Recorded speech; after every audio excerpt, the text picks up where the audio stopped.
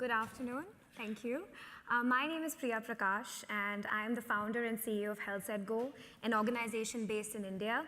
And today I'll be talking about how we in India are nurturing a healthy young generation. But before I get to that, there are three major problems that today are facing our world. Of course, one is climate change, but one is obesity, and then there's malnutrition.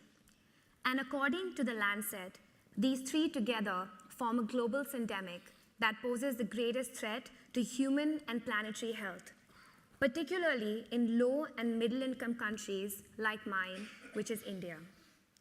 Ideally, if we need to tackle the problem of climate change, we must also tackle this problem. But India as a country has actually been performing extremely poorly in this very problem for years.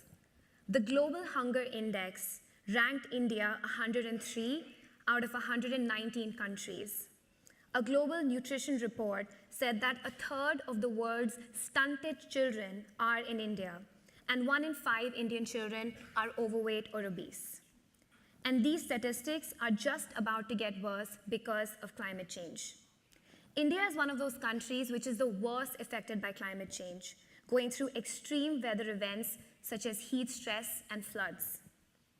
148 million people in India, according to a recent World Bank report, will reside in severe climate change hotspots by 2050. And this basically means an increasing, unplanned number of diseases that are coming our way. If we do not take action now, we of course risk not meeting the UN SDGs and the Paris Agreement. And there are only two major things that we can do.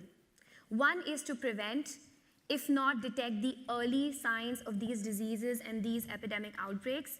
And the second thing to do is actually mobilize social change and mobilize behavior change. These two things are extremely important. And if we want to change the future, what I believe is that we need to look at the change agents of the future. And these change agents are our children. To drive the sufficient demand for social change, we must engage children actively in the solution. We need to take a multi-sectoral approach, and we need to involve policymakers in the entire process.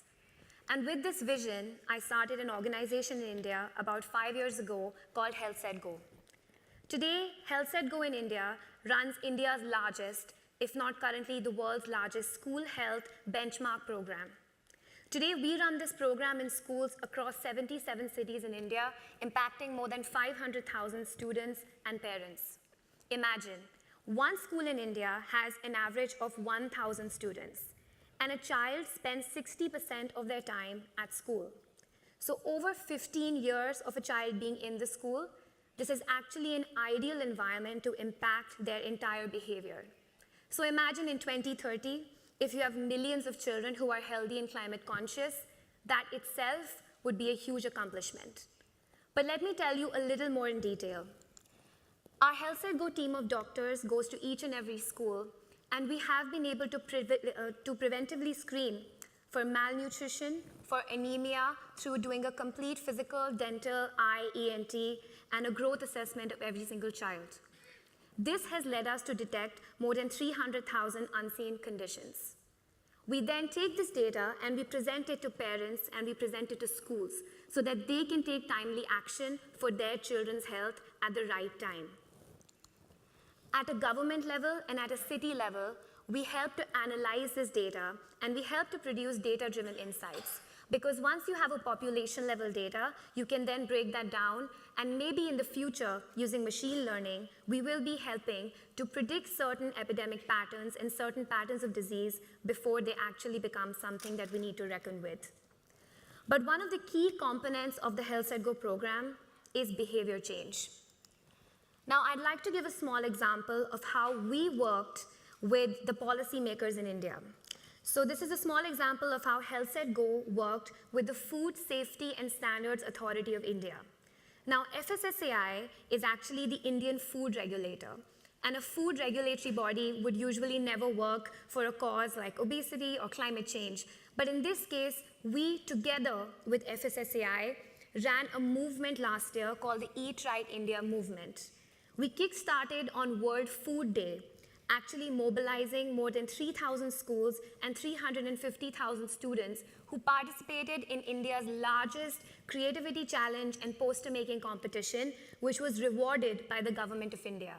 This involved thousands of students creating posters and creating awareness about food, healthy and sustainable diets, and climate change. We continued this on by doing a 21-day challenge. So if any of us have tried to change our habits, we know that it takes 21 days to form a habit. So we had students across schools for 21 days eat healthy diets. And schools who finished 21 days of eating healthy diets were awarded certificates, they were awarded badges, and schools around India actually got extremely excited about joining this movement. We aim to continue programs like these and movements like these in schools with children, because we believe that youth need to be engaged and children are the answer to all our global problems. Thank you. Thank you so much, Priya.